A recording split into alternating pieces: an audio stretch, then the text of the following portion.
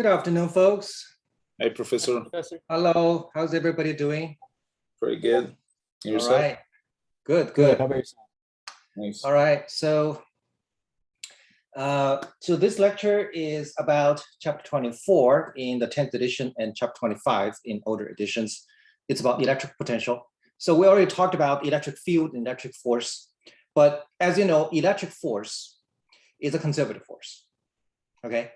Because when, if the gravitational force is a conservative force, the electric force got to be a conservative force because they satisfy the exact same mathematical expression. So it's a conservative force. Therefore, as we saw for all conservative forces, we can define potential energy associated with that. So you have gravitational potential energy. You also have electrical potential energy, and there is a related concept called electric potential. Okay. Now we usually don't talk about gravitational potential. We only talk about gravitational potential energy. But here, in the case of electricity, we talk more about electric potential than potential energy. So I'm going to do a summary of that. And also I want to talk about a additional sample problem. So let me share a screen with you.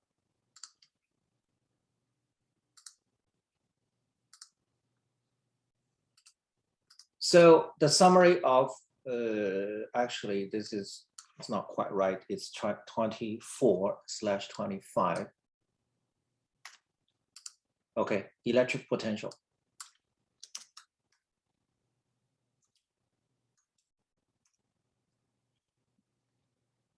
So first of all, we have to understand definition of electrical potential. Electrostatic force is a conservative force, and because of that, we can define electrical potential energy, just like gravitational potential energy. Potential is a concept related to potential energy, just like between the connection between electric force and electric field, right? You have somebody producing an electric field somewhere. How do you test the strength of this field? Use a test charge. You put a test charge somewhere. How much force does it get? Of course, that depends not only on the electric field, but also depends on how much test charge you put. If you double the test charge, it's going to receive twice as much force, right? But if you take the force divided by the potential by the charge of the test charge, the ratio does not depend on the test charge anymore. That ratio is called electric. It's called electric field, right? Similarly, when somebody produces an electric field and you put a charge there, that charge will possess a certain amount of electric potential energy, right? Just like gravitational potential energy. But again, that energy depends not only on the field, but also depends on how strong that test charge is. If you double the test charge, also double the potential energy. What if you take that potential energy and you divide it by the test charge? Again, you get a ratio. And that ratio no longer depends on the test charge. It only depends on a field created by the source. And that is called electric potential. Okay. And the reason why electric potential is so widely used, in fact, we study it even more than potential energy itself, is because we have dedicated devices to measure the electric potential. Now, even though we talk about electric force and electric field all the time, in none of the physics 1C labs do we actually measure the electric field and the electric force directly. Instead, we measure two other quantities far more often, the electric current and the electric potential. Okay, the current is when charges flow, and we haven't reached that part yet, but the electric potential is measured with a voltmeter. Okay, so that's something we measure directly, and from the information of electric potential, we can find things such as electric force and electric field, right? So that's more convenient than measuring the force and field directly, partly because we're dealing with a scalar. Electric potential, just like potential energy or any energy for that matter, is a scalar. It's something easier for us to measure. Just like a potential energy, any potential energy is always defined as a difference. U initial minus U final equals the work done by that conservative force going from initial to final. Okay, you spend potential energy to do work, right? And so that's the work done by that force is equal to initial value of energy minus final value of energy. That's how much energy you spend to do that work. And as a result, potential is also a relative quantity. You can only define the potential difference. So there is no absolute unique value of potential. You can always define a zero wherever you want, and everything's measured relative to that zero. Okay, so potential or potential energy, both are relative quantities with a zero value, which you can define according to where you want. But when it comes to potential, we usually have some common ways of defining where the zero is. If you have an isolated piece of charge, for example, we usually define the 0 point to be infinitely far away from it. You don't have to, but we usually do that. Okay, and when you have a battery, which provides a potential difference, that's what a battery does, right? It creates a potential difference between the positive and negative terminal. We usually define the 0 point of potential to be where? To be at the negative terminal. The negative charge, right? That's right, the negative terminal, rather, negative terminal. Okay, there are two terminals, positive terminal, negative terminal. There's a potential difference, say 9 volts between them. We usually call the negative terminal to be at 0 volt, and a positive terminal at 9 volt. Okay, so even though the only thing that's really meaningful is the potential difference between the positive and negative terminal, which is 9 volts, we usually call the 0 point to be the negative terminal. Therefore, the positive terminal acquires a potential value of 9 volts. Okay, so that's just some common definitions. Okay, and then when we studied gravitational potential energy, we started out with the simplest case, which is the gravitational field mu to the surface of the earth, and that's a uniform, that's a constant force, right? Mg, right? Mg. For constant force, the potential is a linear function, so it's mgh or mgy, right? Plus a constant. And then we went on to study the gravitational force on larger scale, such as between the Earth and the Moon. And that's when you have to consider the variation of the force as a function of location. And we found the potential energy of a point mass. Okay, the gravitational potential energy. Actually, I would say the gravitational potential energy between 2 point masses. Okay, and that value was given as negative G m1 m2 over r, not over r squared, but over r, right? Negative G m1 m2 over r. And it's negative because if we consider potential energy to be 0 when the two masses are infinitely far away, when r equal to infinity, then as you bring them closer, they attract each other. As they attract each other, they can fly towards each other faster and faster, building kinetic energy, but the total energy remains the same. When the kinetic energy builds up, the potential energy has to go down. Initial potential energy is 0 when they're infinitely far away. So now you have to have a negative value. Okay, so the negative value is for 2 reasons. One is you have to find the potential energy to be 0 when the two masses are infinitely far away. And secondly, it's because the force is negative. The force is attractive. So therefore the potential energy goes down as they get closer. Okay, you don't have to rederive the expression for the electrostatic potential energy of between 2 point charges, because look, the gravitational force and the electric Coulomb force, they're so analogous. You just have to replace G, big G with K, right? Replace charge with a mass with charge. So you get instead of negative G m1 m2 over r, what do you have? You have K q1 q2 over r.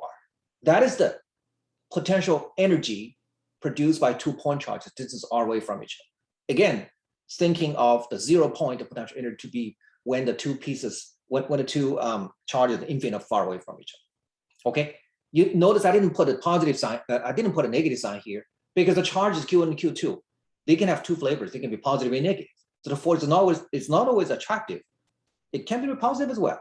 And if the forces are attractive, that means Q1 and Q2 are of opposite signs, which means Q1 times Q2 already is going to be negative. You don't have to attach negative sign. Okay, that's the case. That's analogous to the case of two masses attracting each other. But when Q1 and Q2 have the same sign, then Q1 times Q2 becomes positive, which means the two pieces actually repel each other. So if you bring them closer together, they have to overcome the repulsion. Okay, so they will have to decrease the kinetic energy in order to get closer together. So therefore, the potential energy is a positive value because the potential energy is is converted from the kinetic energy, which is now decreasing instead of increasing. Okay, so now the potential energy between 2 point charges of this is r apart is k q1 q2 over r, and again q1 q2 the product can be positive or negative. Okay, so that's for point charges, and then there are multiple reasons why we study potential. Again, one of the biggest reasons is we measure potential directly in an E&M lab. We don't usually measure the electric force of field directly. But when you measure potential, how do you get field and how do you get electric force? Well, the idea is when you start with force, a conservative force, when you integrate, you're going to get potential energy difference, right? So force integrated over distance becomes potential energy difference. So you go backwards. Suppose you start with potential energy. You can differentiate, okay? And then you will get what? You get force.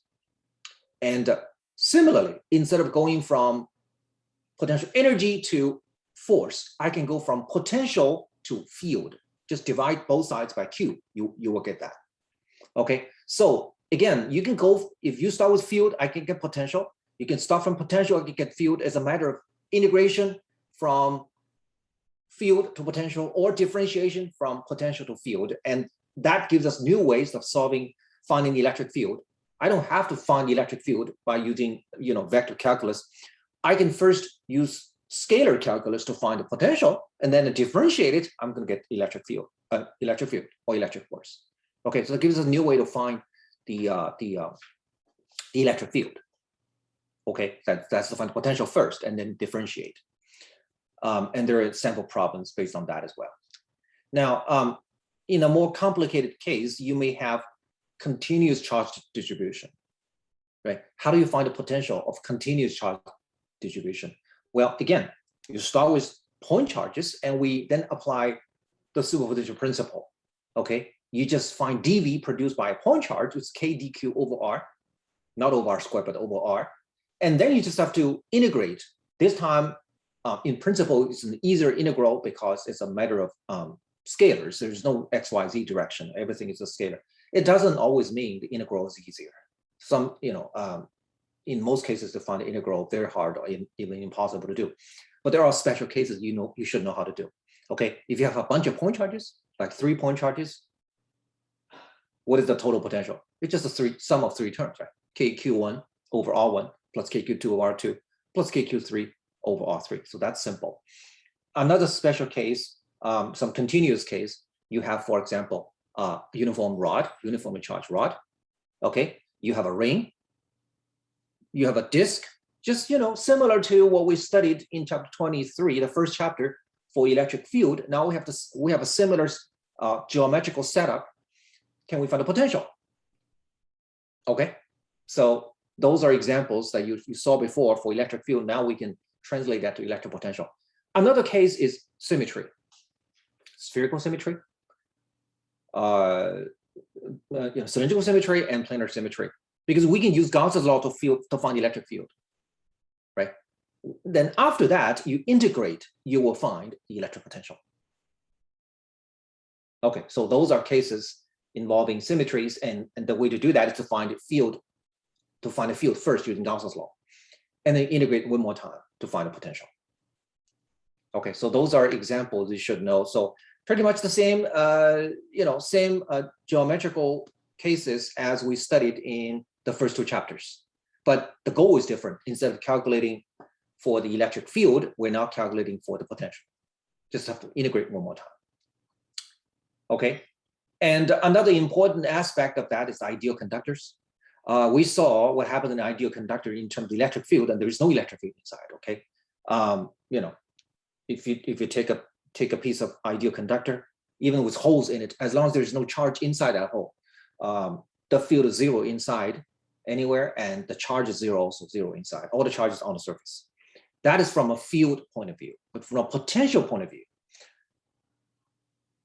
if the field is 0, does that mean the potential is also 0? Tell me. No, it just means it's constant, right? it means the potential is a constant. Very good. For example, when you walk, suppose you're on the top floor of a skyscraper, okay? You have a lot of gravitational potential energy because you're high up there. But as you walk on the floor horizontally, you're not changing your potential energy, right? And the force is vertical, yet you're moving horizontally, so you don't experience any force either pushing you or pulling you as you walk horizontally. So it doesn't mean you're, so you have an absence of force along the direction of motion. It doesn't mean your potential energy is zero. It means your potential energy does not change, okay? The potential energy can only change if work is done by that force. If you find that the work is not done, as you walk around, you find no work is being done by gravity. Then there are two possibilities. A, gravity is zero. You're in outer space, there's no gravity. Or B, you're walking perpendicular to gravity, so it doesn't do any work, okay? Similarly, for the case of electric field, it's the same.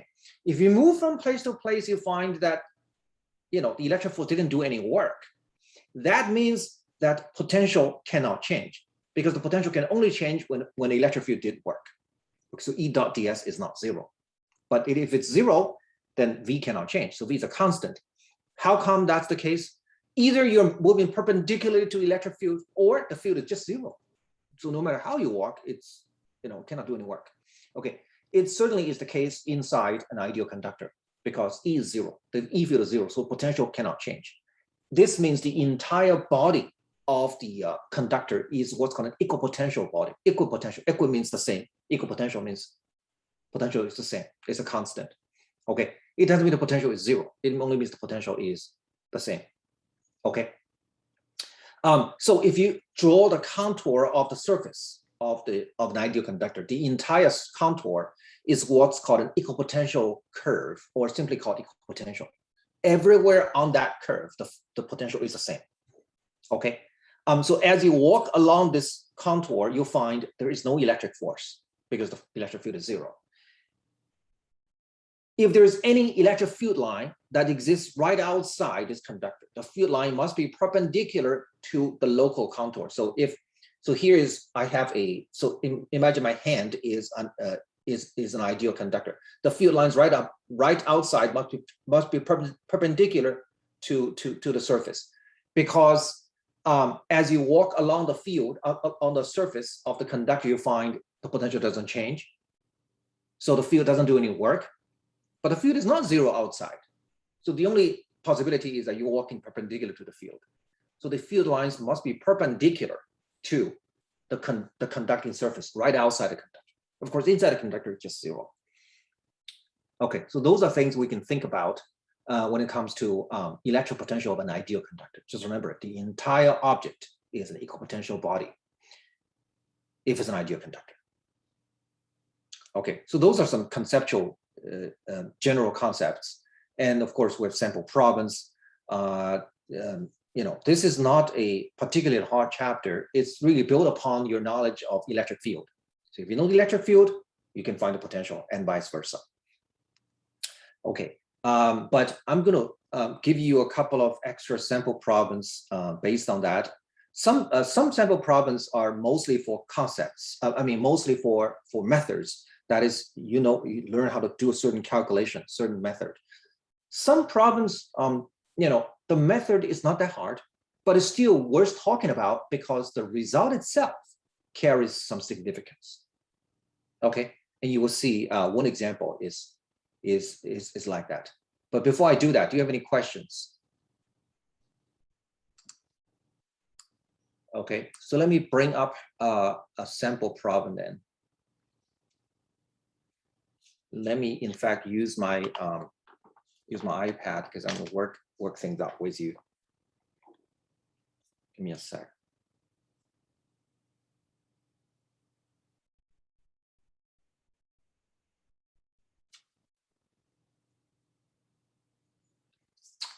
All right, so let me do a new share,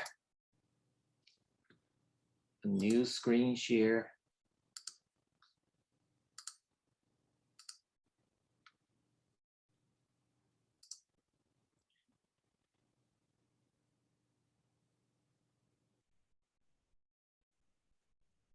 Okay.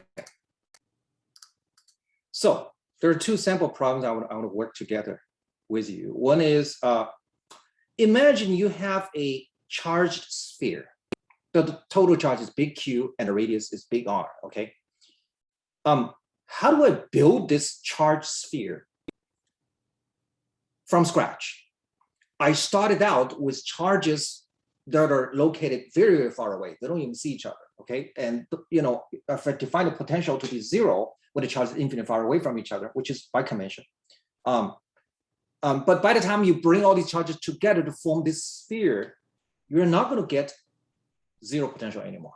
You're going to get a positive potential because you have to overcome the repulsion, right, to build it. How much total energy does it take to bring all these loose charges from infinitely far away to form such a sphere? Okay, so let's see how we can do that. First of all, if you bring a charge, general concept, if you bring a charge from a certain initial location,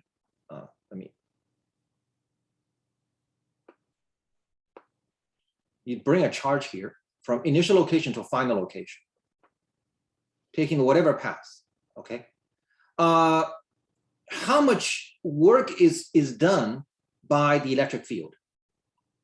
The work done by the electric field is U initial minus U final.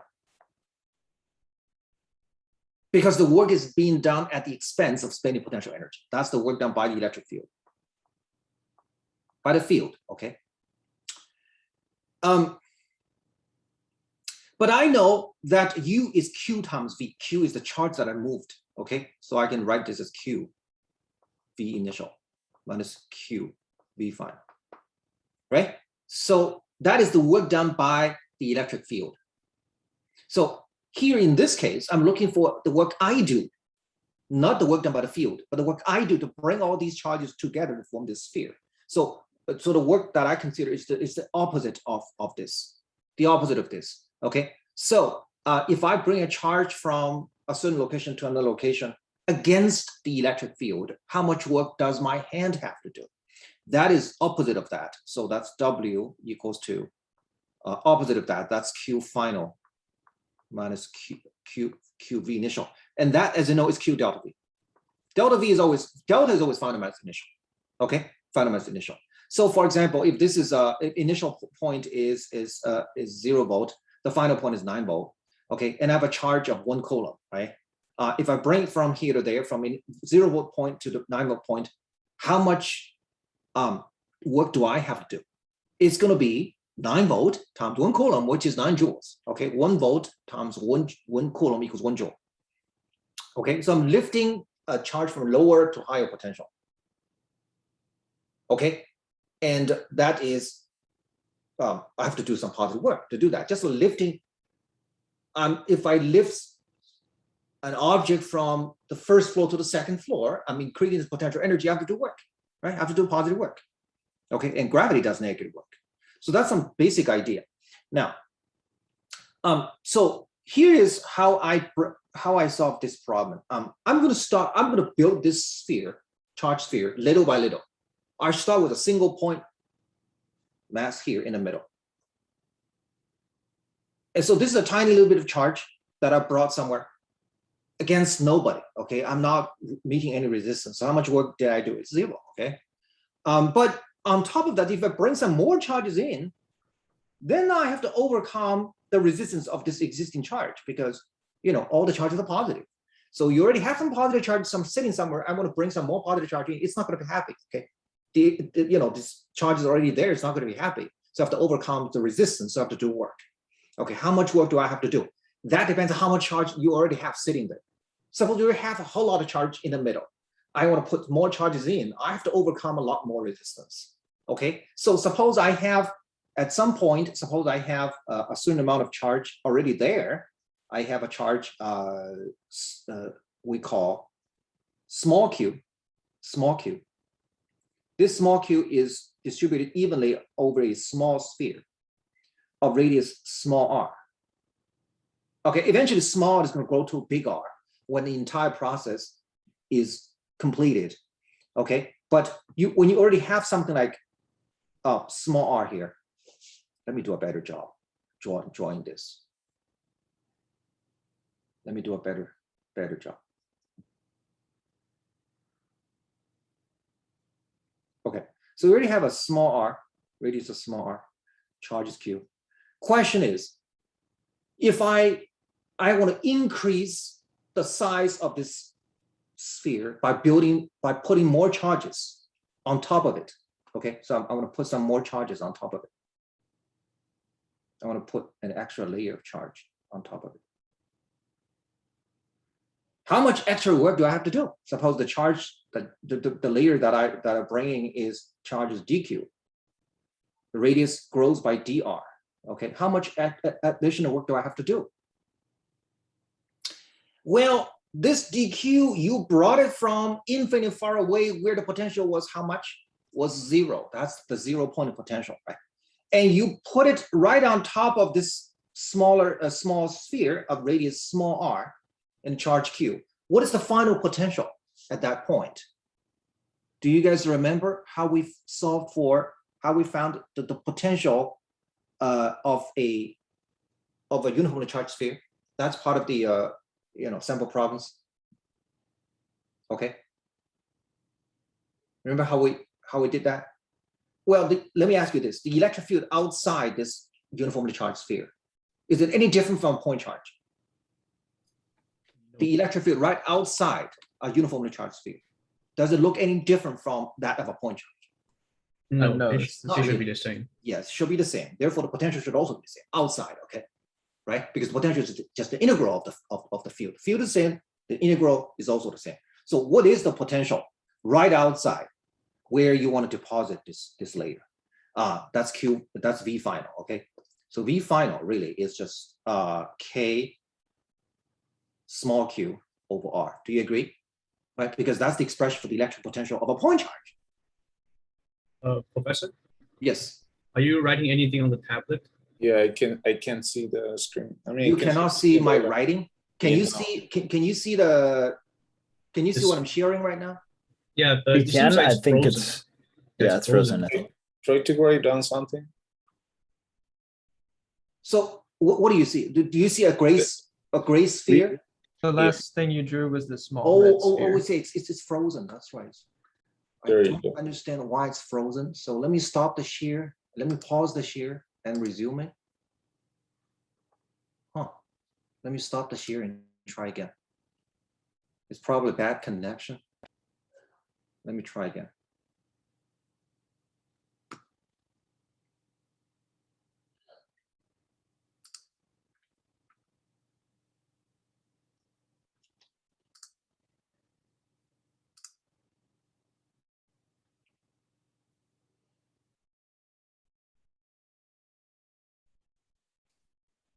What do you see?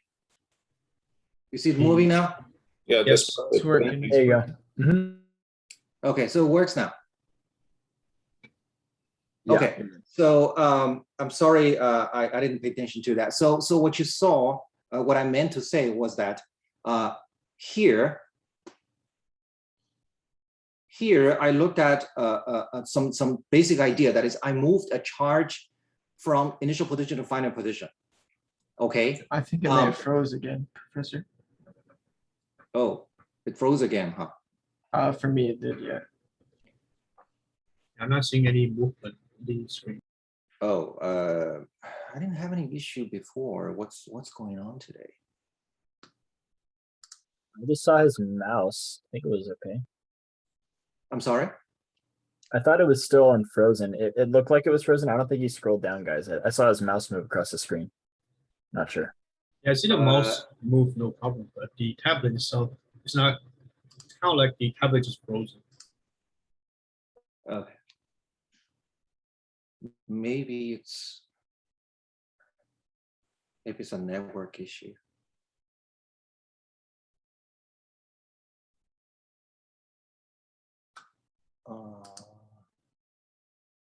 Let me switch network.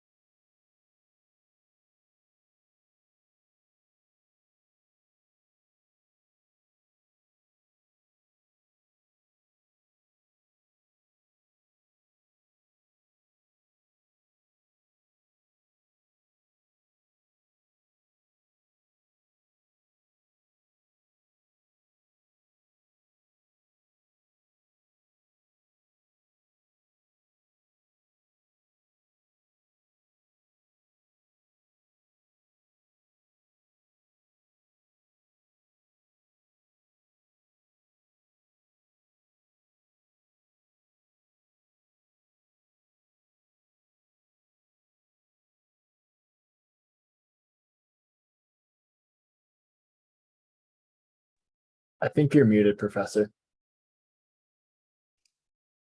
Yeah, I guess you're right. Or maybe he doing something. I don't see he's talking. It looks like he's talking. I'm not Oh sure. yeah, yeah. Hey, Professor. Yeah, you're muted, Professor, I think. Okay, you can hear me There you talking go. now?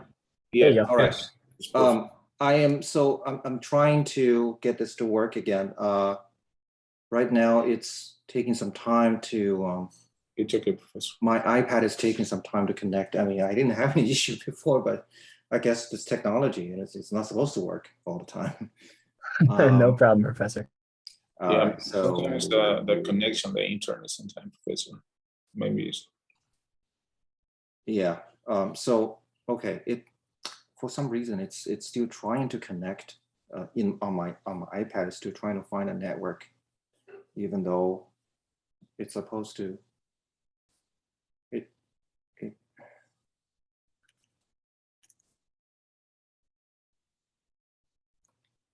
It just continues to not to work. I'm going to have to do something else, and then I probably won't be able to calculate. I mean, write everything live.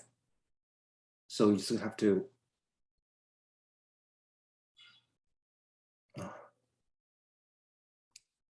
maybe if you restart your computer again, maybe. It's the network on your iPad, right? The maybe- iPad is not. I mean, it's connected, but it's not doing the screen mirroring as it should be doing. Maybe restart the iPad. Yeah, or start the app. One of the two. Yeah. Last semester, there were like several professors who had this same issue. They just like restart the iPad or the app. Okay.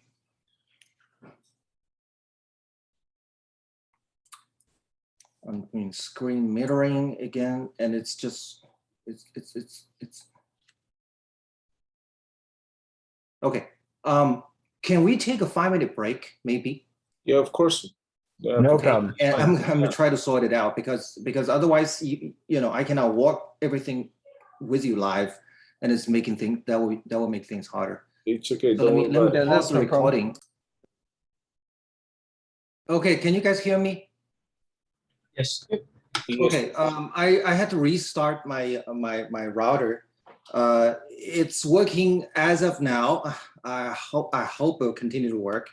Otherwise, I'll do something else. Sorry about that. So as I was saying, you know, here's some basic concepts. So I moved a charge from here, from here to there. Okay, this is the work done by the electric field. Okay, U initial minus U final, that's how much potential energy spent. And as a result, you know, you start from U initial, end up with U final, that's how much energy you spent to do work. But the work that I do against the electric field is the opposite of that. Okay, so that's final minus initial. So that is the work I do to overcome the electrostatic force by moving a charge over the potential difference of delta V. It's analogous to the case of gravity. If I move something from the ground floor, from the first floor to the second floor, then the potential rises, right? The delta V is positive, and therefore the work I do is positive.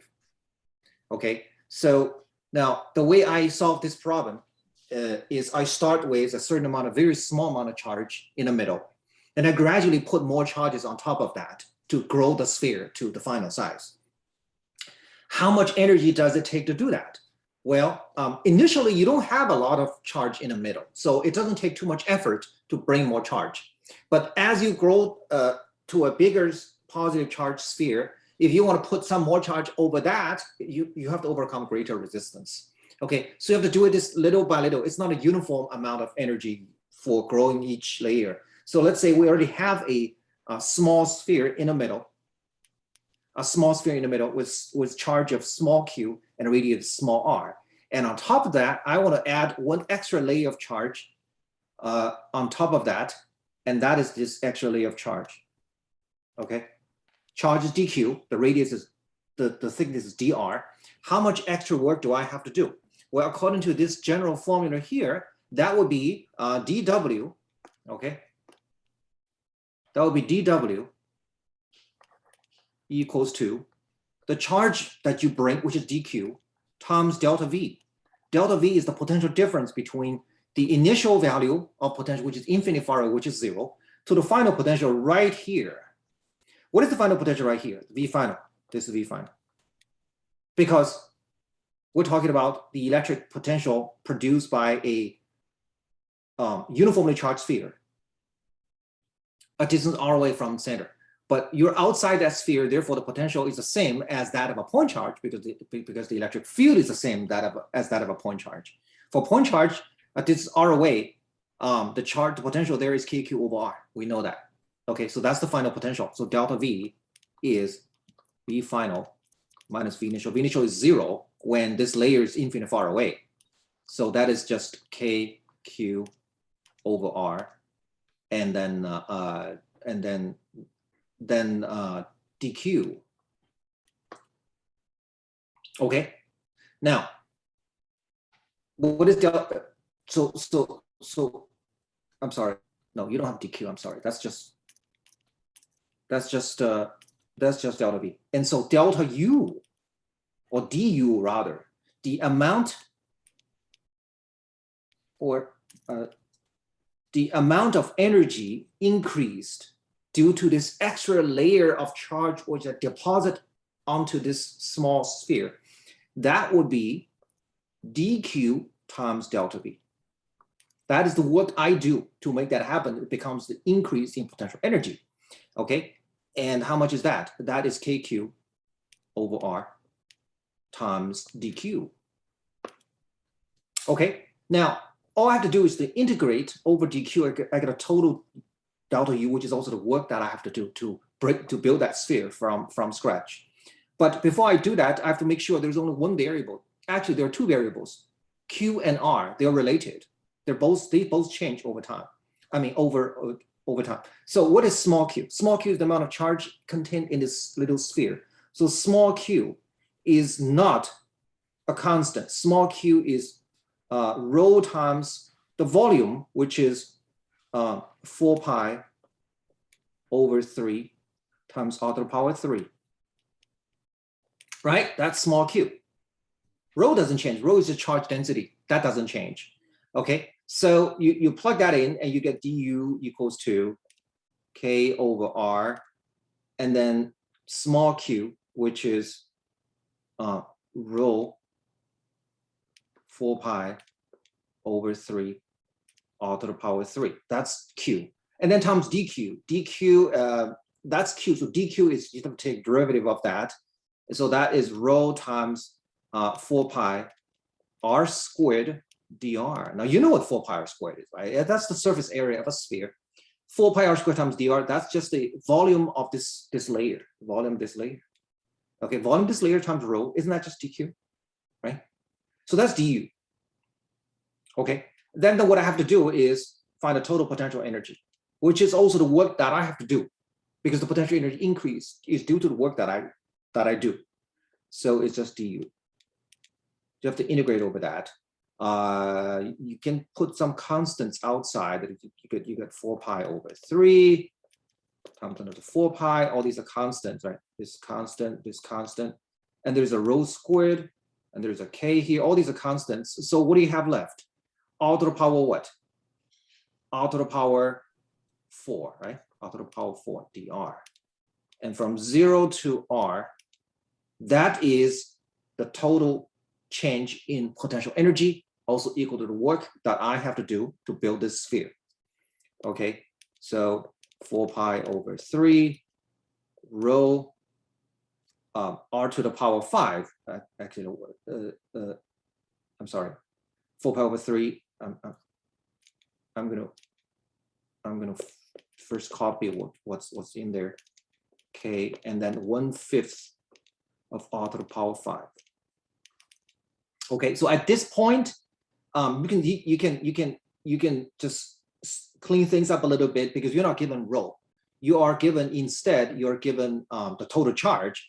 The total charge Q is equal to rho times V, and V is 4 pi over 3 times big R to the power 3, right? So you have big R to the power 5, so I can rewrite this as 4 pi over 3 rho times big R to the power 3. And then what's left is 4 pi. There's another rho left. There's another k here. There's a 1 over 5. And there's R to the power 2, right? R to the power 2. Now this thing here is just q.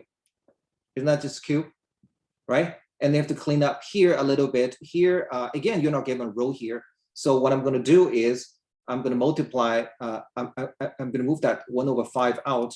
Okay, I'm going to move that 1 over 5 out, and then I'm going to write a 3 here and multiply this by 3 here. So what's left is 4 pi over 3 rho R to the power 2, which is not what I want. I want R to the power 3. So I'm going to change that to R to the power 3 and we divide it by another R here. And then K, I'm going to take that out. What's left inside is another Q here. So it is equal to 3 over 5 Q squared over R. That is, and there's a K here. That is the final answer. If I did my algebra correctly. So what is it? I'm finding the total potential energy increase as I bring all these charges from infinity to form this sphere. It is also the work that I have to do to build such a sphere against their repulsion. Okay, now we know the final answer, it's gotta be like KQ squared over R. That is from dimensional analysis, because look, the final answer depends on K, on Q, on R, right? Those are the only 3 parameters, and they have to work, they have to combine in such a way that you're getting the correct dimension. That's the only way to find the correct dimension, to form the correct dimension out of these 3 quantities, KQ over R. It's not KQ over R squared, otherwise you're getting force. Okay, so this is the only way to find the correct dimension. But we also find there's a constant in front of it, which is 3 over 5. That's not something you can get from dimensional analysis. Okay, so this example illustrates, you start with the calculation of electric potential difference, and then you also find from that, you find the potential energy. Okay, so that's an additional example that I wanted to share with you. Professor, Yes. I was a little bit confused on the value for delta V. Delta It was V, a little yes. bit higher up. Mhm.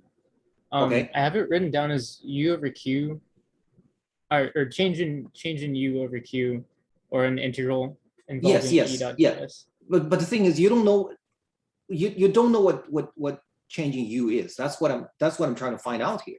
So, but I do know delta V. That's just V. Okay, that is just V final minus V initial. V final is the value of the potential at this point right here. At this point right here. At this point right here. Also confused for du. I had that's equal to V dq, but that's delta V times dq. It's always delta V times dq. You see here? Okay. Delta V. Yeah, Q is dq in our case. So that's why. Yeah, so you moved this much charge from infinity to this point. How much work do you have to do? It is the amount of charge dq that you moved times the potential change for that charge, which is U final minus, V final minus V initial. V initial is 0 when infinity far away. And V final is KQ over R, KQ over R. Okay. Okay. Yeah. So that's why. And all I did next was to integrate, is to find, relate Q with R, because these are 2 related variables. We cannot keep both. We can keep 1 variable. I decided to keep R and get rid of Q. So Q equals this is a function of R. Then I finished the integral. Then I re-express everything in terms of capital Q, the total amount of final charge on the sphere. Right. Okay. I had another kind of general question, because I see we're using change in potential energy as the same as work, and I'm just not used to that, because for me, I'm used to thinking of potential energy as something that's farther away. That would be greater the farther it is. But for this, it means potential energy is going to increase as it gets closer, right? It's because you probably got that idea from gravity, right? Yeah, definitely. Gravity is an attractive force. So as two objects attracted to each other gravitationally, as you pull them apart, you have to overcome their gravitational pull. So you have to do work. Your hand has to do work to pull them apart. And as a result, the potential energy of the system increased because you did positive work to increase the potential energy. Here, you're dealing with a repulsive force. Okay? Yeah. So as these two pieces repel each other. So as you bring them together, your hand has to do work. Right. That makes sense. Instead of pulling them apart, you have to do work. It's the opposite. Thank you. Yeah, you're welcome. Okay, any more questions, folks, for this problem? By the way, this is a classic result. Okay, this is a classic result, and we use it in a lot of places. What I suggest you to do, if you have, if you're interested, you can apply the same. You can apply the same idea to gravity. For gravity, you want to ask yourself this: suppose I have, stardust, okay, or just dust cloud, infinitely far away from each other, and I gather all these dust cloud to form a sphere of mass, total mass m, radius r. Okay, as they bring themselves closer to each other, potential energy actually drops, right? Because it's an attractive force, right? What is the potential energy? The potential energy would be a U. I'm sorry, U in the case of gravity would be negative, because when infinite far away, it's zero. Now the potential energy is negative because they attract each other, gravity. So potential energy goes down, kinetic energy goes up. They accelerate towards each other, they bang into each other, right? It's 3/5. K becomes what? Big G, right? Q becomes what? The mass squared, right? So you have a negative potential energy. So the question is, suppose I start with a planet or any spherical piece of matter. A planet it could be like an asteroid or whatever, which is spherical in shape. Okay, how much energy does it take to bring them to break this into infinitely small pieces, infinitely far away from each other, just to bring it to infinity, to just get rid of it? Okay, how much energy? The energy that you need would be this much. Would be this much without a negative, because you have to liberate all these particles from this negative potential well. You have to liberate them to infinity. When they're infinitely far away from each other, potential energy becomes zero. You start with negative potential energy, you have to lift them to zero potential energy. Okay, how much work do you have to do? It's this much work. It's this much work. Now, it's not just a dry formula. It actually has, you can have some real numbers. For example, imagine you have a small planet, okay? A small planet the size of a few hundred miles across. So you know what R is, like a few hundred miles, okay? And imagine this planet has the same radius, the same density as the Earth, which is 5.5 gram per centimeter cubed. So you can find its mass as well, because you know the radius. So basically you have a small planet, a few hundred miles across. How much energy would it take to break it into pieces infinitely far away? It's the formula right here. Why is this something you want to calculate, you ask? Well, there's an old sci-fi movie called Armageddon. Have you heard this before, or have you seen this movie? Yeah, it's an old, like I said, it's Bruce Willis and Ben Affleck. I'm sure you heard those names before, right? Famous actors. They go on to the asteroid, right? Yeah, and the asteroid was on its collision course with the Earth. Mm-hmm. It was the size of Texas, several hundred miles across. It doesn't have to be an asteroid, it can be just a small planet. The smallest planet will be a few hundred miles across. If something this big was to be heading towards the Earth on a collision course, what can you do? If you saw that movie, okay, in that movie, what they decided to do was to send a crew of roughnecks oil drillers. So they took on, they went to the surface of the asteroid and drilled a hole to the center. That's why they did these roughnecks. And they placed a nuclear bomb inside and detonate that bomb to blow the thing into pieces. That's how they saved the Earth. That was the plot. Question is that doable? I'm not talking about how difficult it is to fly a crew there, to drill a hole. Let's say all this is done, okay? You put a bomb there. Do we have a bomb that's big enough to send this planet or asteroid into small pieces? This is the energy needed to make that happen. You know, this is the, okay? This is the energy that will make it happen. You can do a little estimation to see how many joules that would be. It's a lot of joules, of course. And you can then compare with the most powerful hydrogen bomb humans have ever made to see, is that enough? Okay. Then you can see whether the sci-fi movie makes sense or not. Okay. And it's doomsday. Yeah, well, I mean, stuff like that has happened before. I don't know if it's something that big, you know, but you don't need something as big as a small planet. You need something the size of a few miles across, and that will be enough to cause to cause Armageddon. But if something a few hundred miles across, the size of Texas, would hit Earth, would this strategy work? It worked in a movie. Does it work in real life? Do we have a nuclear bomb that powerful to make that happen? You know, to break into pieces? Well, this was one of my favorite sci-fi movies. I love realistic looking sci-fi movies. I hate it when, you know, I'm probably offending a lot of people. I do not like Star Wars.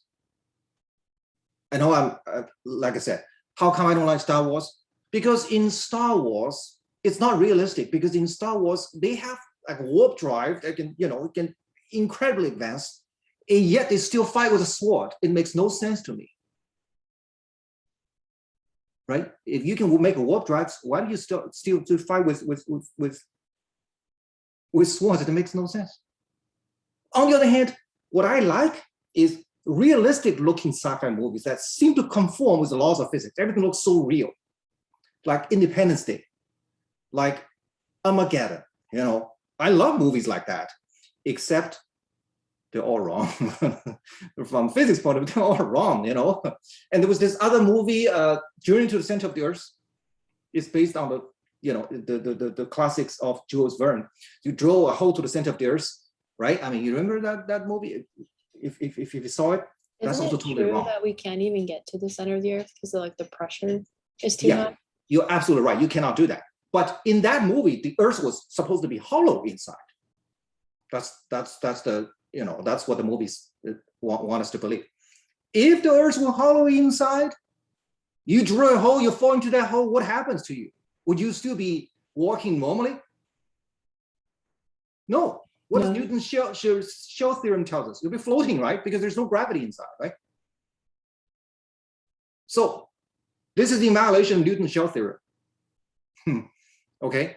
And this Armageddon movie, great movie. I loved it. I loved the acting and so on. It's a very moving scene and everything. But the physics is wrong, because unfortunately, you can do a calculation, see how much energy it takes. Even the biggest bomb of all time, called Tsar Bomba, made by the Russians in the 1960s, was not nearly enough to blow that thing into pieces. Worse yet, you take the entire world's known nuclear arsenal, okay, thousands of them, put them all together and ship it to the center of that asteroid. You blow them apart at the same time. You still cannot complete this task, not even close. We just don't have enough energy at our command to make that happen, to blow this thing apart. Okay, so if something the size of Texas were to head our way in the next months, what do you think we can do? maybe try to change its course? That is a more realistic strategy, but we don't have the technology to do that. So what we can do is pray, as far as I know. With I was current hoping for something technology. a little better there. Okay, we just don't have the technology. I mean, it's a great movie and everything, but physics doesn't add up.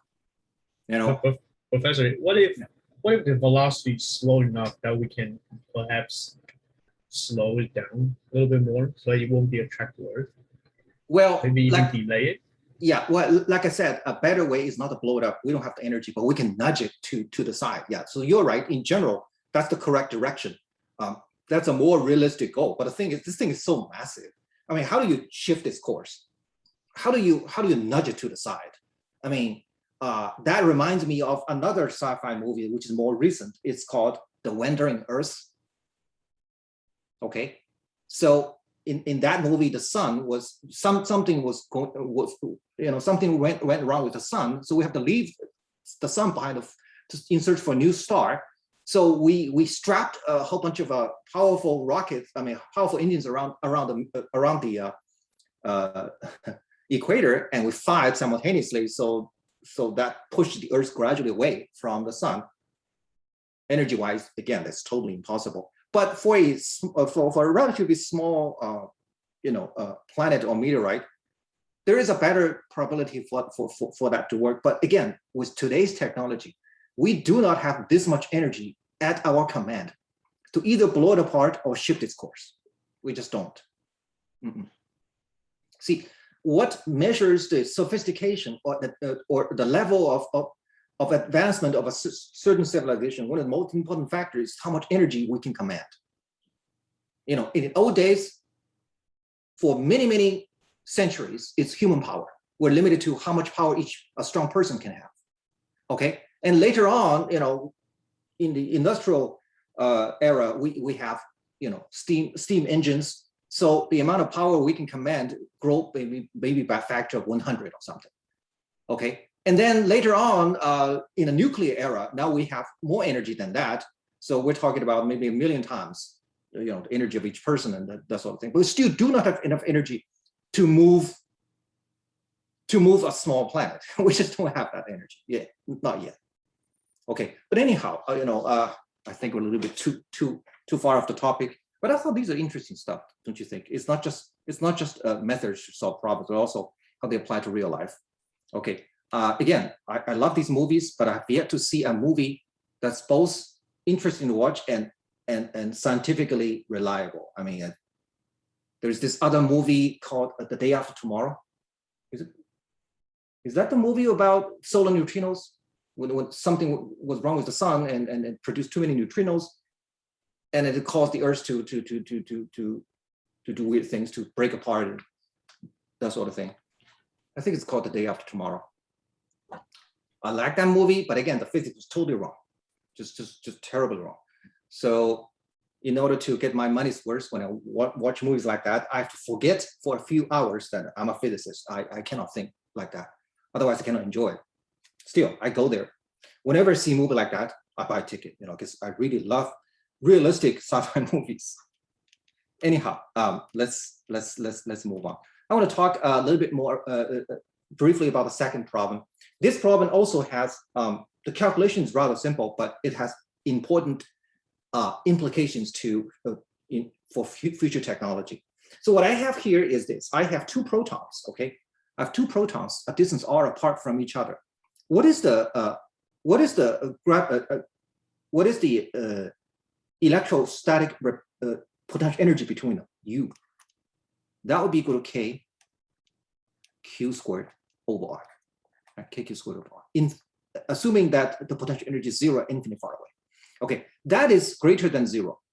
So as they get closer and closer, the potential energy gets higher and higher because it's a repulsion. Okay, so U as a function of R, if I plot it, it's going to look like this. It's a 1 over R, it's a hyperbola. Now, so imagine this. Imagine you got two protons approaching each other. They're going to slow down as they approach each other, right? Because the force is repulsive. The total energy of kinetic plus potential, that's the same, because you're looking at only one force, which is a conservative force. So let's say the total energy is this much. That's kinetic plus potential. Okay. And the total energy is a constant. It doesn't depend on the distance r between them. So I'm going to draw a constant here. It's a constant here. Okay. Now the total potential energy, the total energy is made of two parts. There is a kinetic part, K, and there's a potential part, U. Because E equals K plus U, which is a constant. That's a constant. Okay, so that line is here is E. So this part is the kinetic energy, and that part is the potential energy. So as you see, as you can see here, as the two protons approach each other, so as we move inward, you find the kinetic energy shrinks and shrinks and shrinks. The potential energy grows and grows, grows until you reach this point where how much kinetic energy do you have left? You don't have anything, because the total energy equals the potential energy. This is the potential energy right here. So E equals U, which means K becomes 0. So at that point, this distance called R naught. That's the closest separation we call R minimum. Usually we call it R minimum. This is as close as the two protons can get. Okay, if they get any closer, that would require a negative kinetic energy, which is impossible. Okay, so as they get closer and closer and closer, the potential energy rises, the kinetic energy gets smaller, but at that point, all the kinetic energy is exhausted. It turned into potential energy. That's the point of the closest separation. Now, according to classical physics, this curve would go to infinity,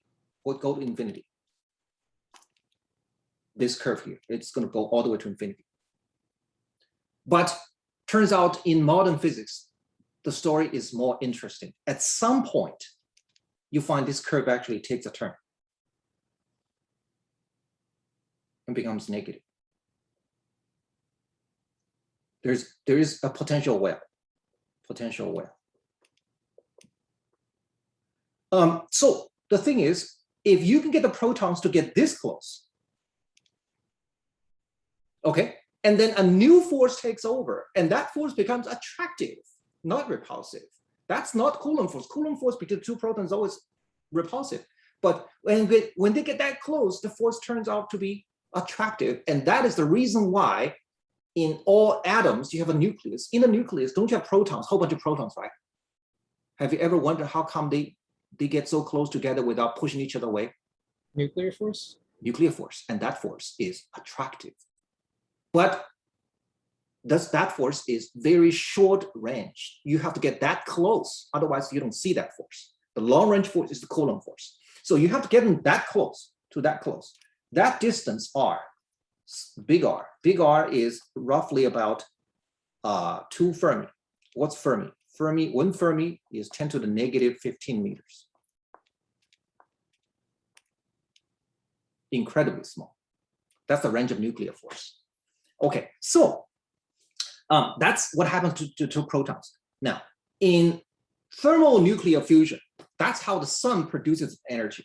Okay, you have the temperature is very high, so you have a whole bunch of loose protons or other positive charges, and they move very fast because the temperature is high, right? So they move very fast and they smash onto each other. If they have so much kinetic energy, they can actually the turning point could be that small, could be, you know, could reach R, could reach big R. Okay, the turning point could be that close. And once they get that close, the nuclear force takes over and the potential energy becomes negative, so you can release a lot of energy. Okay, so the whole point of releasing energy through nuclear fusion is that you have to have enough temperature so that the protons will get close enough to each other to fall into that trap of potential well to release energy in the process. Okay, my question is, what temperature does it take for this to happen? I'm sure you have heard about building controlled nuclear fusion power station, not fission. Fission is current technology, which is dirty and dangerous. Fusion is clean and abundant, and it's safe. Okay, but it's very difficult because it takes very high temperature. What kind of temperature we're talking about here? Well, so we can see from this curve, okay, the kinetic energy K initial kinetic energy. Initially, it's all kinetic when they're very far from each other. There's no potential energy. Okay, K initial must equal to U final. U final is the potential at that point. Okay, K initial. Well, when you have a very high temperature at a given temperature, what is the average kinetic energy of a particle moving around at a given temperature? You recall that from physics 1b. Do you recall that from physics 1b? That's 3/2 kT. This K is the Boltzmann constant, KB, okay? Do you recall that from physics 1b chapter, I think it's chapter 21 or chapter 20, depending on which edition. You recall that? Yes. Okay, Yeah. so we make this equal to the final kinetic potential energy when they get that close, and that is K E squared over R, and E is the charge for each proton. This K is the Coulomb constant, not that K. That K is the Boltzmann constant. So be careful about that. And my job is to solve for the temperature for that to happen. Okay, now at this point you can solve for temperature. You can plug in K Coulomb constant, which is 9.9 times 10 to the positive 9. E, the electronic charge, which is 1.6 times 10 to the negative 19 Coulomb. R is about 2 Fermi. Actually, there are 2 of them. Okay, so you can double that. You can double that to 4 Fermi. It's not going to be too bad. And then the Boltzmann constant is 1.23 times 10 to the negative 21 or whatever. You can do all this calculation. Okay, I trust that you can especially when you have a calculator, you can do the calculation. But what I want to tell you is when you deal with microscopic quantities like these, like the charge of an electron, the energy that we use is, we don't want to use joule, because joule is too big. Don't you think that unit is too big to, for moving an electron around? It doesn't take 1 joule to move an electron around, right? What's a typical unit when it comes to energy that small, associated with atoms and molecules? Yes? So Electron volt. Electron volt, that's right. What's an electron volt? EV. What's an EV? it's the amount of energy to move one electron or proton a distance of. You move that electron or proton through a potential difference of 1 volt. Oh, right. It's not how far you move, it's how much potential difference. Okay, so it's 1e times 1v, literally.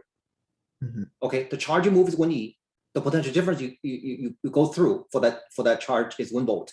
And that is 1.6 times 10 to the negative 19 joule, Coulomb, times 1 volt. The answer is then 1.6 times 10 to the negative 19 joules. Yeah, that is called 1 eV. That is the unit we use when it comes to energy associated with chemical reaction, nuclear reaction, that sort of thing. So I mean, many of you have taken quite a bit of chemistry classes, right? Chem 1A and Chem 1B. No, but some of you have, right? You haven't taken any chemistry class. Good for you. Oh no, Yeah, I did. I have. Well, anyhow, let me ask you this question here. In a typical chemical reaction, per molecule, how much energy changed hands in a typical chemical reaction per molecule? Any idea? You don't know. I don't remember.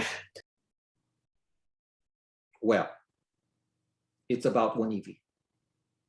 Order of magnitude, okay, could be half eV, could be 2 eV, whatever. But in a typical chemical reaction per molecule, the energy exchange, we're talking about 1 eV. Okay, but in a typical nuclear reaction, the energy involved, the energy change per nuclear reaction, per nucleus, is about 1 MeV. M is 10 to the 6, it's a million MeV. Okay, so nuclear reaction is about 1 million times more energetic than chemical reaction involving the same amount of materials. Anyhow, what I want to share with you is a couple of interesting constants. You know this K times E squared. What is the dimension of K times E squared? That's energy times distance. Can you see that? because Ke squared over R is energy. Isn't that true? Right? So Ke squared itself should be energy times length, right? In dimension, right? Okay, so Ke squared,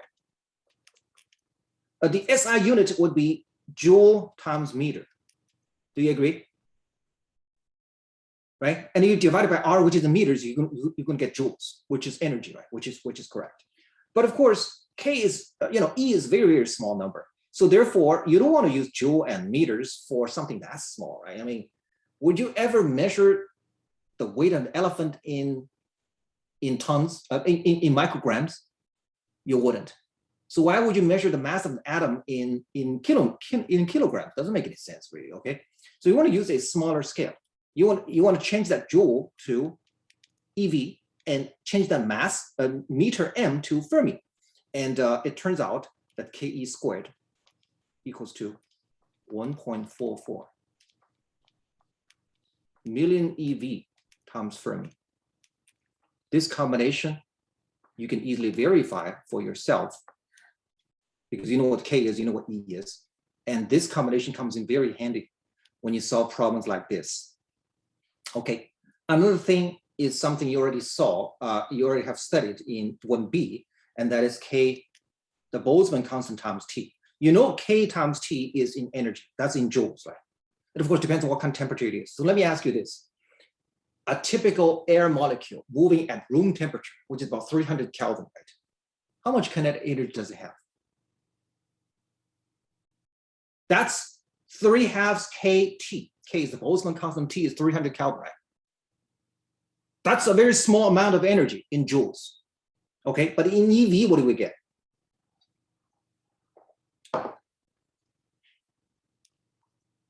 One over 40 EV at 300 Kelvin, when you plug in 300 Kelvin. This is also very handy. So the typical energy of an air molecule moving around at room temperature is 1/40 as an EV. And you can see here, just about 2 orders of magnitude less than typical chemical reaction. You know what that means? The air molecules hitting each other, there's not enough energy to cause any chemical reaction. Okay, they just don't possess that much energy. There's 2 orders of magnitude less than a typical chemical reaction. Okay, anyhow, these things come in very handy. And from that, I can then solve for T here. I can solve for this T here. So let's do that, okay? So we have 3/2 kBT. The temperature here is not 300 Kelvin, but assuming it's 300 Kelvin, you're gonna get 1/40. And that's in EV. And of course, the temperature here is T, and you divide by 300 Kelvin to get a value of kT when T is not 300 Kelvin, right? And that equals to Ke squared over R. Ke squared is 1.44 mega electron volt times Fermi. Divided by R is what? 4 Fermi. About 4 Fermi. Look at how handy this calculation is. Fermi and Fermi cancels out. EV and MEV cancels out. The only thing different is that there is a M, which is 10 to the power 6. You can easily do this calculation. Okay, becomes a piece of cake. And you do this calculation, find T to be about 3 times 10 to the 9 Kelvin.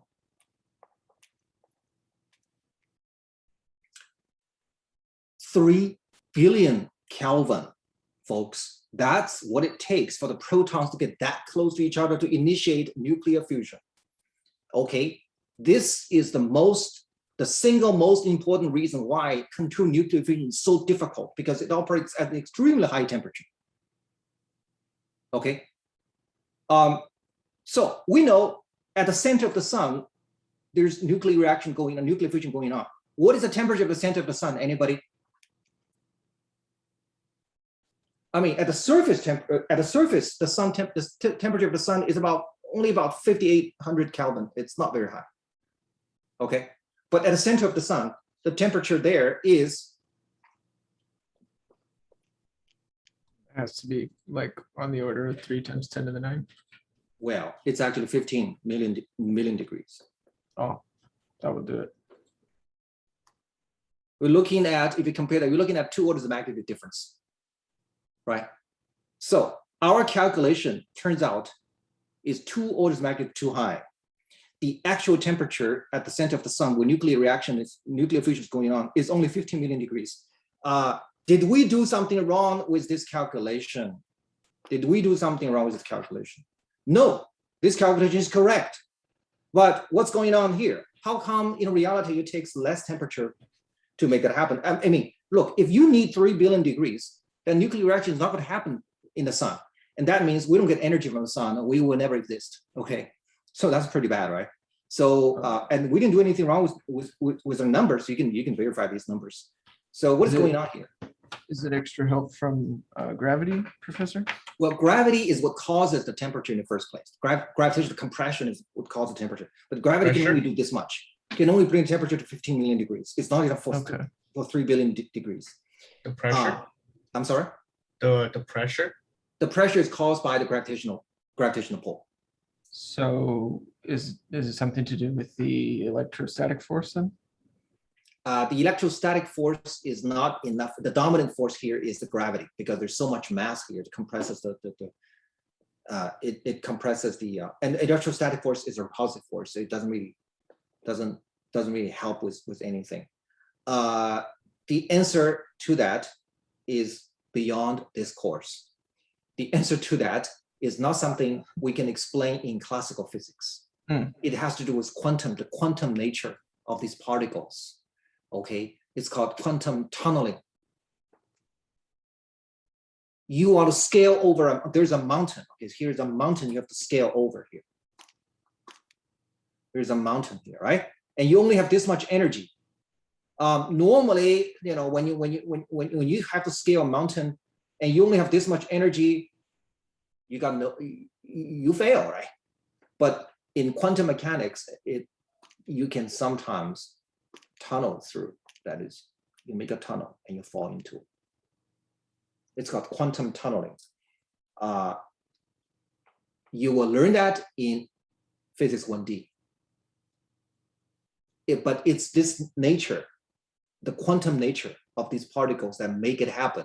So you can have nuclear reaction at a lower temperature. Without that quantum nature, the sun is too cold for nuclear fusion and will never produce the energy that we need for our existence.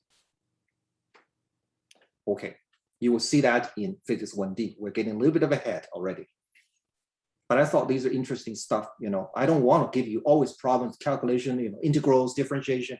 There is not much math here, but the numbers themselves are important. Okay, folks. Professor, I had a question. It's also a little bit unrelated, but for calculating the energy or for the temperature, can you restate the question that gave us 3/2 kBT? What was the question that you asked for the temperature? I'm sorry. You have a bunch of randomly moving particles at a certain temperature. You know, basically an ideal gas. Okay, you can ignore the force between the particles. So that's what we call an ideal gas, right? They just move around randomly, right? Yeah. At a certain temperature. So question is, if the temperature is T for this ideal gas, what is the average kinetic energy for each molecule? That is a subject we learned in physics 1B. Okay, I remember thinking wondering if I would be able to use mass times the speed of light squared to calculate the energy. No. That is okay. The mass times speed of light is the total energy possessed by a particle. It's not the kinetic energy, which is a very small part. Right. Of the yeah, total I think energy. I missed the kinetic energy part.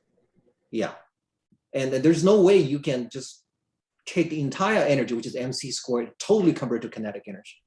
That's just not possible to do. Oh. Yeah. Okay. All right. Very good. Any more questions, folks? Okay. So at this point, I'm going to go over with you the lab for this week, and so let me go back to my computer now. I'll do a new share.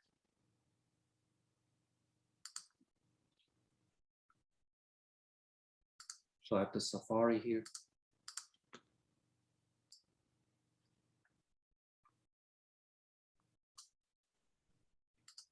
Okay, so you can see the screen, right? The for the lab, right?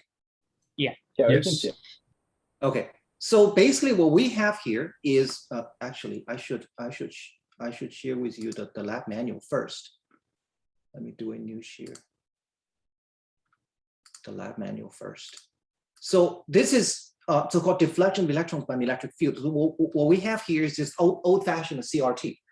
You know what an old tube TV is, right? You guys, you're young, but you're probably not young enough to have never seen an old TV. You probably have seen an old TV. It's just that you don't watch it anymore. Okay, the old TV is bulky because in the back there is actually a vacuum tube where you have a beam of electrons coming through and hit the back of the screen, producing a little light dot. Okay. And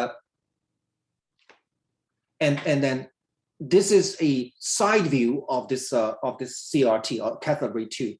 You have this electron coming in. It comes from what's called an electron gun. What really is just a coil, a metal coil that's heated by a small battery. Okay, it's being heated, so electrons are being pulled out of it with very small speed. What you need to do is first accelerate them to a very high speed, give them a certain potential difference. So EVA, this VA standing for acceleration. So that typically several hundred volts, okay, to several thousand volts. So this is the potential energy they lose, the electrons lose, and they turn to kinetic energy, 1/2 mv squared. So by the time they reach this point, they're moving at high speed. If you don't do anything, they're gonna hit the center of the screen right here, producing a dot at the center of the screen. To control the motion of the electron, we use deflection plates.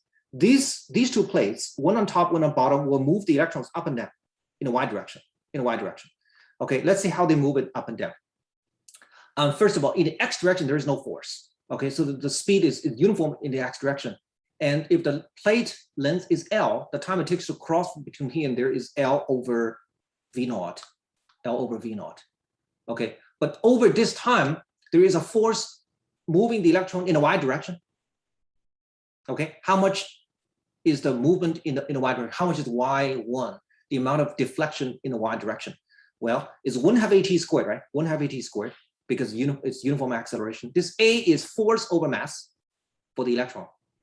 And the force is the electric field times the charge. The charge is E. The electric field is equal to the deflection potential difference divided by the length, because I'm assuming the electric field to be uniform between here and there. For uniform field, E times distance equals potential difference.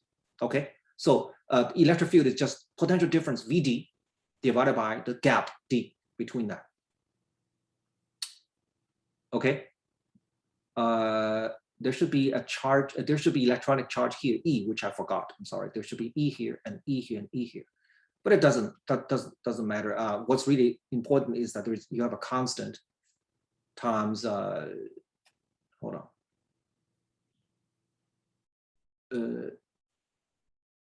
Yeah. So that's the electric field times the charge of the electron. So that's not there. And then after it leaves this point, it starts to move in a straight line because there's no longer an electric force, but it moves along this slope. It doesn't move only horizontally. You find what this angle is. You take this angle, use tangent theta times this length, it's going to get you the further amount of deflection. The total amount of deflection is y1 plus y2. So you have to finish. You have to add y1 and y2 up. Okay. So these are the calculations that we would do, and eventually you end up adding y1 and y2. You find that to be a constant times of the product of Vd over Va. Vd is the deflection potential. The more deflection, the higher it's going to go. And Va is the acceleration potential, is in the denominator, because with a great Va, you're going to go through it very fast, and therefore there's less chance for deflection. Okay, so it's a constant C times Vd over Va. All the calculations are here. This C here equals to what? This C here equals to L1 times L1 plus 2L2 over 4D. Okay, so what's L1? What's L2? L1 is the length of the plates. That's L1 between here and here. L2 is between here to the screen. That's L2. Okay, D is the gap between the two plates. And that's, you can redo this derivation here. Okay. So that's the theory. Our job is to test whether this works or not. And that is, we're going to fix VA, the acceleration potential, and we are going to change VD as we're going to change the deflection potential. And as we do that, you'll find that the dot will move on the screen. It will move on the screen. Okay. And you want to see whether the amount of deflection Y is indeed proportional to this constant times VD over VA. That's the theory. And that in the real lab, that is actually what we do. So let me go back to the Safari here. In the real lab, that's what we do. Now, this is a diagram depicting the interior of the CRT from the side. Okay, it's a side view. Okay, it's a side view. There are two sets of plates, A and B. This is A right here. This is B right here. A causes vertical movement. B, what you're seeing here, this part is the top view of B. So you have a plate here, another plate behind it, horizontally. So B causes horizontal deflection. Okay. In our lab, the potential is either hooked up to A or B. So it only moves either horizontally or vertically. All the dimensions are here. They're all in inches. You see here, all in inches. Okay. Now, do you have to convert inches to centimeters? It's not necessary, because if everything is in inches, it's okay, right? Even the movement is measured in inches. This is the dot, caused by the electron beam. As you change VD, the deflection potential, the dot is going to move either horizontally or vertically. Okay, now instead of going to the actual lab and do it, you're going to have to live with the data that I give you. So these data are from a student lab, and they have some errors in it. They're not all that good. In fact, if I give you a perfect set of data, I'll be lying to you. These things are old. They're older than you. I don't know if they're older than me, but they're definitely older than you. Okay, so it's a miracle that they still work. They're probably not working anymore because we haven't been using it for the past 2 years, But those are the data I got from a previous student lab. So you are given VD. For these 5 VDs, you find Y displacement. Okay, instead of measuring, I'm giving you these data. They're all in inches. Everything is in inches. VA is also given, which doesn't change. So your job is to simply plot Y, this Y here, total Y here, as a function of VD over VA. VD is right here, which changes. VA doesn't change. You get a slope, right? The theoretical slope, I already you saw earlier, the theoretical slope equals like L1 and L2, whatever, there's a formula. Does it agree with your measured slope? Well, your measured slope is from the plot, right? If the theoretical slope, you can calculate from L1, L2, and D. What is L1, what is L2? And that's where that's where things get a little tricky here. If you are using vertical deflection, that's A. Okay, it's right here. So what is L1? L1 is from here to there, right? Isn't that true? Can you see my arrows? Can you see my arrows moving? Yes. Yeah.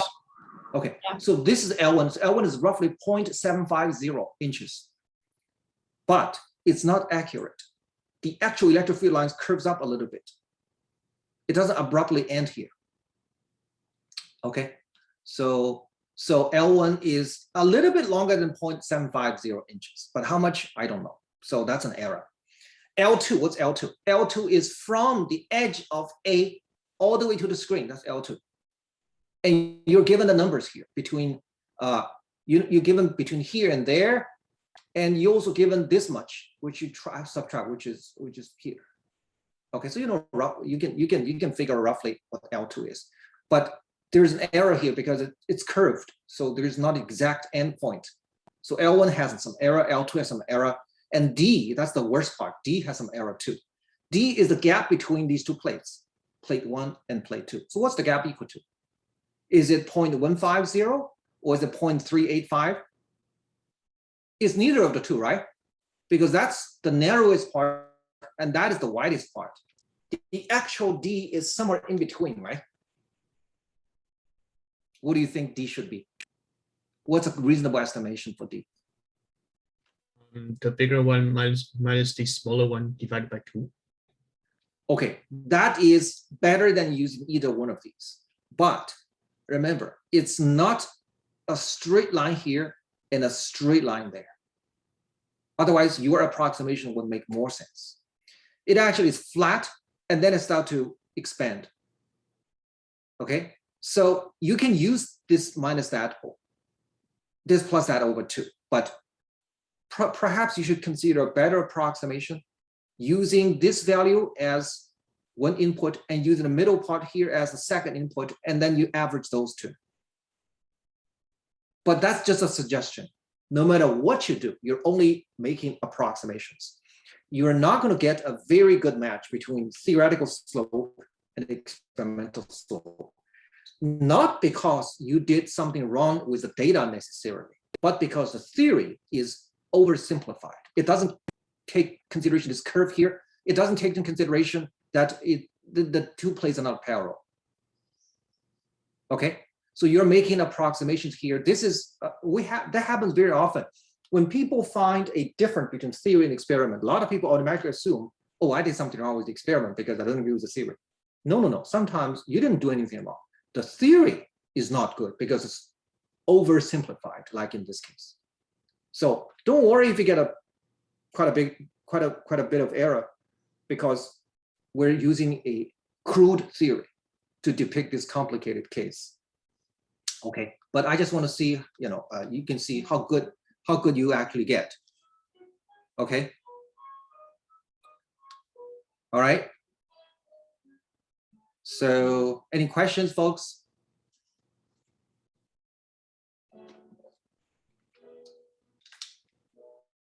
Questions?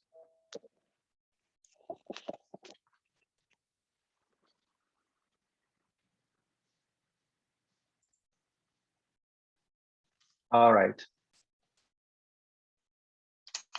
If we don't have any immediate questions, I think I'll just end this discussion.